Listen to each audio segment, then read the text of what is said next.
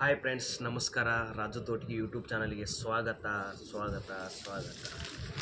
ಇವತ್ತಿನ ವಿಷಯ ಏನಪ್ಪ ಅಂತಂದ್ರೆ ನಿಮಗೆ ಹೊಸ ಸುದ್ದಿ ತಂದಾನೆ. ಈಗ ಆಲ್ರೆಡಿ ಸ್ಟಾರ್ಟ್ ಆಗೈತಿ. 10ನೇ ತಾರೀಕು ಅಪ್ಲಿಕೇಶನ್ ಸ್ಟಾರ್ಟ್ ಆಗೈತಿ.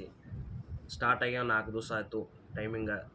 ಇವತ್ತಿನ ವಿಷಯ ಏನಪ್ಪ ಅಂತಂದ್ರೆ BMTC ಅನ್ನೋದು ಒಂದು ಬೆಂಗಳೂರು ಮೆಟ್ರೋಪಾಲಿಟನ್ ಟ್ರಾನ್ಸ್ಪೋರ್ಟ್ ಕಾರ್ಪೊರೇಷನ್ ಬಗ್ಗೆ ಒಂದು ನಿಮ್ಗೆ ನೋಟಿಫಿಕೇಷನ್ ಬಿಡುಗಡೆ ಆಗೈತಿ.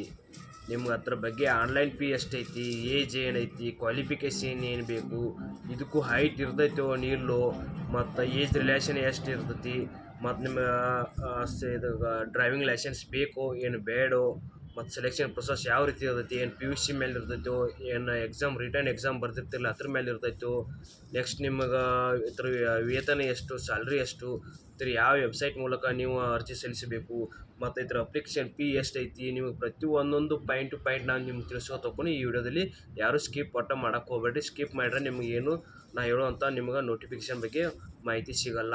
ಯಾಕಂದ್ರೆ ನೀವು ಕರೆಕ್ಟಾಗಿ ನೋಡ್ಕೊತ ಹೋದ್ರೆ ನಿಮಗೂ ಒಂದೊಂದು ಪಾಯಿಂಟ್ ಟು ಪಾಯಿಂಟ್ ಒಂದು ಪಾಯಿಂಟ್ ಮಿಸ್ ಆದ್ರೆ ಇನ್ನೊಂದು ಪಾಯಿಂಟ್ ನಿಮ್ಗೆ ತಿಳಿಯಂಗಿಲ್ಲ. ಕರೆಕ್ಟು ಪಾಯಿಂಟ್ ನೋಡ್ಕೊತ ಹೋಗ್ರಿ.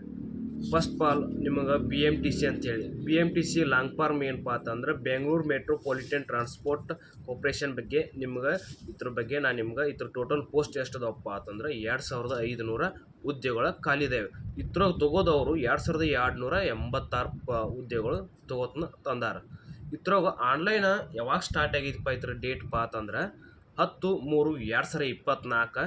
ಇದು ಎಂಡ್ ಡೇಟ್ ಏನಪ್ಪ ಅಂತಂದ್ರೆ 10/4/2024 ಇದು ಅರ್ಜಿ ಹಾಕೋಕ್ಕೆ ಕಾಲಾವಕಾಶ ಕೊಟ್ಟಿದ್ದಾರೆ. ಇದರ ಎಂಡ್ ಡೇಟ 10/4/2024 ಎಂಡ್ ಡೇಟ್ ಐತಿ. ನೆಕ್ಸ್ಟ್ ಇದ್ರಾಗ ಏಜ್ ಯಾವ ರೀತಿ ಇರ್ತೈತಿಪ್ಪ ಅಂತಂದ್ರೆ 18ರಿಂದ 35 ಇಯರ್ ಮಟ ನಿಮ್ಗೆ ಏಜ್ ಐತಿ. ಇದ್ರಾಗ ಜನರಲ್ದವ್ರು, EWS SC ST ಎಲ್ಲ ಕೂಡಿ 40 ಏಜ್ ಮಟ ನಡಿತೈತಿ. OBC ಅದರ್ಸ್ ಅವ್ರಿಗೆ 38 ಏಜ್ ಮಟ ಏಜ್ ರಿಲೇಷನ್ ಇರ್ತೈತಿ. 3 ವರ್ಷ ಅವ್ರಿಗೆ 5 ವರ್ಷ 5 ರಿಲೇಷನ್ ಇರ್ತೈತಿ. ಇದಕ್ಕೂ ಹೈಟ್ ಇರುತ್ತೆ ಹೈಟು. ಇದಕ್ಕೆ ಹೈಟ್ ಯಾವ ರೀತಿ ಬೇಕಪ್ಪ ಅಂತಂದ್ರೆ ಮೇಲ್ದವ್ರಿಗೆ 160 ಸೆಂಟಿಮೀಟ್ರ್ ಹೈಟ್ ಬೇಕು. ನೆಕ್ಸ್ಟ್ ಇದ್ರಾಗ ಫಿಮೇಲ್ದವ್ರಿಗೆ ಯಾವ ರೀತಿ ಹೈಟ್ ಇರ್ತೈತಪ್ಪ ಅಂತಂದ್ರೆ ಅವ್ರಿಗೂ ಕೂಡ 150 ಸೆಂಟಿಮೀಟ್ರ್ ಹೈಟ್ ಬೇಕು.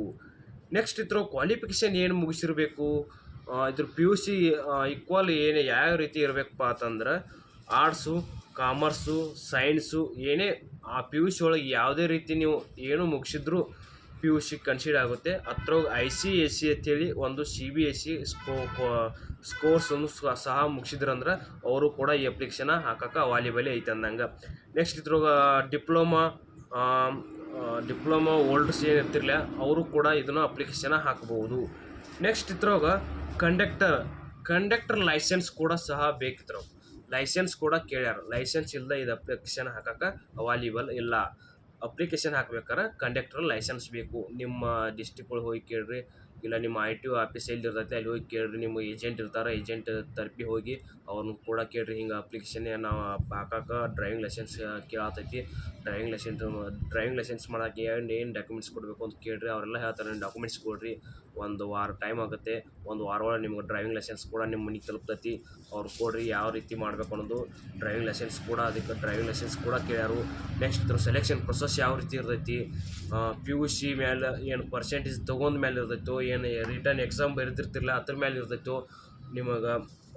ನೆಕ್ಸ್ಟ್ ಇದ್ರಾಗ ಎಕ್ಸಾಮ್ ಎಷ್ಟು ಇರ್ತಾವಪ್ಪ ಅಂದ್ರೆ ಇದ್ರಾಗ ಎಕ್ಸಾಮ್ 2 ಇರ್ತಾವೆ. ಅಂದ್ರೆ 100 ಮಾರ್ಕ್ಸಿಂದ ಒಂದು ಎಕ್ಸಾಮ್ ಇರ್ತೈತಿ, ಇನ್ನೊಂದು 100 ಮಾರ್ಕ್ಸಿಂದ ಒಂದು ಎಕ್ಸಾಮ್ ಇರ್ತೈತಿ. Total 200 ಮಾರ್ಕ್ಸಿಂದ 2 exam. ಇದು ಒಂದು ಎಕ್ಸಾಮ್ಗೆ 2 ತಾಸು ಇರ್ತೈತಿ, ಇನ್ನೊಂದು ಎಕ್ಸಾಮ್ಗೆ 2 ತಾಸು ಇರ್ತೈತಿ ಟೈಮಿಂಗ್. ಇದ್ರಾಗ ಈ ಎಕ್ಸಾಮ್ ಎಷ್ಟು ಮಾರ್ಕ್ಸ್ ತೊಗೊಂಡಿರ್ತಿರಲ್ಲ ನೀವು ಎಕ್ಸಾಮ್ ಬರೆದ, ಇದ್ರಾಗ PUC 25% ಕನ್ಸಿಡರ್ ಆಕೈತಿ.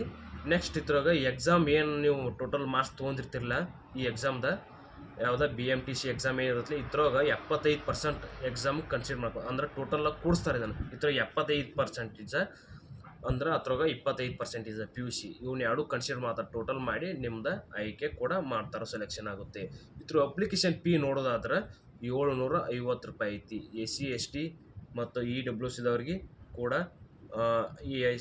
SC ST ದವ್ರಿಗೆ 500 ರೂಪಾಯಿ ಐತಿ. 750 ರೂಪಾಯಿ. ಜನರಲ್ದವ್ರಿಗೆ EWS OBCದವ್ರಿಗೆ ಐತಿ. ಇಷ್ಟ ನಿಮ್ಗೆ ನಾನು ಕೂಡ ನಿಮ್ಗೆ ಟೆಲಿಗ್ರಾಮ್ ಲಿಂಕ್ ಕೂಡ ಹಾಕಿರ್ತೀನಿ, ಅಲ್ಲಿ PDF ಹಾಕಿರ್ತೀನಿ ಸ್ಟೆಪ್ ಬೈ ಸ್ಟೆಪ್. ನಿಮ್ಗೆ ಅಲ್ಲಿ ಯಾವ ರೀತಿ ಯಾವ ಪೋಸ್ಟಿಗೆ ಎಷ್ಟು ಪೋಸ್ಟ್ ಅದಾವು, ಎಷ್ಟು ಪೋಸ್ಟ್ ಅದಟ್ಟು, ಎಷ್ಟು ಪೋಸ್ಟ್ ಕರೋನು, ಎಷ್ಟು ಪೋಸ್ಟ್ ತುಂಬ್ಕೋತಾನೋ, ನಿಮ್ಗೆ ಪ್ರತಿಯೊಂದೊಂದು ಪಾಯಿಂಟ್ ಟು ಪಾಯಿಂಟ್ ನಿಮಗೆ PDF ಹಾಕಿರ್ತಾನೋ ಅಲ್ಲಿ ಹೋಗಿ ಚೆಕ್ ಮಾಡ್ಕೋರಿ. ಮತ್ತು ಯೂಟ್ಯೂಬ್ ಲಿಂಕು ಹಾಕಿರ್ತಾನೋ, ಯೂಟ್ಯೂಬ್ ಲಿಂಕು ಕೂಡ ನಮ್ಮ ಪ್ರತಿಯೊಂದೊಂದು ವೀಡಿಯೋ ಅದಾವು ನಿಮ್ಮ ಜಾಬ್ ನೋಟಿಫಿಕೇಶನ್ ಬಗ್ಗೆ. ಆ ಜಾಬ್ ನೋಟಿಫಿಕೇಶನ್ ಕೂಡ ವಿಡಿಯೋ ಕೂಡ ನೀವು ಅಲ್ಲಿ ನೋಡ್ಕೋರಿ. ನೆಕ್ಸ್ಟ್ ನಿಮಗೆ ಇದ್ರ ವೇತನ ಎಷ್ಟು ಇರತ್ತಪ್ಪ ಅಂತಂದ್ರೆ 18,000ದಿಂದ 660 ರೂಪಾಯಿದಿಂದ 25,000ದಿಂದ 300 ರೂಪಾಯಿವರೆಗೆ ನಿಮ್ಗೆ ವೇತನ ಇರ್ತೈತಿ. ಇದ್ರ ವೆಬ್ಸೈಟ್ ಏನಪ್ಪ ಅಂತಂದ್ರೆ http://ke.kar.nic.in ಈ ಇದರ ವೆಬ್ಸೈಟ್ ಮೂಲಕ ನೀವು ಅರ್ಜಿ ಸಲ್ಲಿಸ್ಬೋದು. ಇದ್ರ ಇನ್ನೂ ಹೆಚ್ಚಿನ ಮಾಹಿತಿಗೆ ನಿಮ್ಗೆ ಏನಾರು ಇದ್ರ ಒಳಗೆ ಡೌಟ್ ಇದ್ರೆ ಕಮೆಂಟ್ ಮೂಲಕ ತಿಳಿಸ್ರಿ, ನಾನು ನಿಮ್ಗೆ ಆನ್ಸರ್ ಕೊಡ್ತೀನಿ. ಅದರೇ ಆದಂಥ ಒಂದು ವಿಡಿಯೋ ಕೂಡ ಮಾಡಿ ಹಾಕ್ತೀನಿ ಮುಂದಿನ ವಿಡಿಯೋದಲ್ಲಿ. ಮತ್ತು ನಿಮ್ಗೆ ಏನು ಡೌಟ್ ಇದ್ರೂ ಕೂಡ ಇದು ಮಾಡಿರಿ. ನಮ್ಮ ಹೊಸ ವಿಡಿಯೋ ಯಾರು ನೋಡಾಕ್ತೀರಿ ಅಂದ್ರೆ ಅವರು ಕೂಡ ಸಬ್ಸ್ಕ್ರೈಬ್ ಮಾಡಿರಿ. ಯಾಕಪ್ಪ ಅಂತಂದ್ರೆ ನೀವು ನಾವು ಪ್ರತಿಯೊಂದು ಮಾಡೋದು ಕೂಡ ನಿಮ್ಗೆ ನೋಟಿಫಿಕೇಶನ್ ಬರಬೇಕಪ್ಪ ಅಂತಂದ್ರೆ ನೀವು ಸಬ್ಸ್ಕ್ರೈಬ್ ಮಾಡಿರಿ. ಹಂಗೆ ನಿಮ್ಮ ಫ್ರೆಂಡ್ಸಿಗೂ ಹೇಳ್ರಿ, ಶೇರ್ ಮಾಡಿಕೊಡ್ರಿ. ನಾವು ಮಾಡುವಂಥ ವಿಡಿಯೋ ಕೂಡ ನಿಮ್ಗೆ ಇಷ್ಟವಾದ್ರೆ ಶೇರ್ ಮಾಡಿರಿ, ಲೈಕ್ ಮಾಡಿರಿ, ಸಬ್ಸ್ಕ್ರೈಬ್ ಮಾಡ್ಕೊರಿ. ನೆಕ್ಸ್ಟ್ ನಾನು ನಿಮಗೆ ಮುಂದಿನ ವಿಡಿಯೋದಲ್ಲಿ ಕೂಡ ಸಿಗೋಣ. ಇಷ್ಟ ಅಂದ್ರೆ 10 ದಿನ ಆಯಿತು ನಾವು ವಿಡಿಯೋ ಮಾಡಿಲ್ಲ. ಯಾಕಪ್ಪ ಅಂತಂದ್ರೆ ಸ್ವಲ್ಪ ಆರಾಮಿದ್ರಿಕಿಲ್ಲ, ಅಂದರೆ ಏನೋ ಬಾಯಿ ನೋವು ಆಗಿದೆ, ನಮ್ಮದೆಲ್ಲ ಗಾದ್ರೆ ಎದ್ದು ಬಾಯಿ ನೋವು ಆಗಿದ್ದೆ. ಅದಕ್ಕಾಗಿ ನಾವು ವಿಡಿಯೋ ಮಾಡಿಲ್ಲ. 10 ದಿನ ಆಯಿತು ನಾವು ವಿಡಿಯೋ ಮಾಡಿ, ಇವತ್ತು ಮಾಡ್ತಾಯಿದ್ದೀನಿ. ಯಾಕಪ್ಪ ಅಂದ್ರೆ ಆರಾಮ್ ಬೇರೆ ಇದ್ರಿಕಿಲ್ಲ, ಅದ್ರ ಸಂಬಂಧ ಇನ್ನು ಕಂಟಿನ್ಯೂ ಆಗಿ ವಿಡಿಯೋ ಮಾಡ್ತೀನಿ. ಇನ್ನು ಮುಂದಿನ ವಿಡಿಯೋದಲ್ಲಿ ಸಿಗೋಣ. ಜೈ ಹಿಂದ್, ಜೈ ಕರ್ನಾಟಕ ಮಾಡ್ತೀನಿ.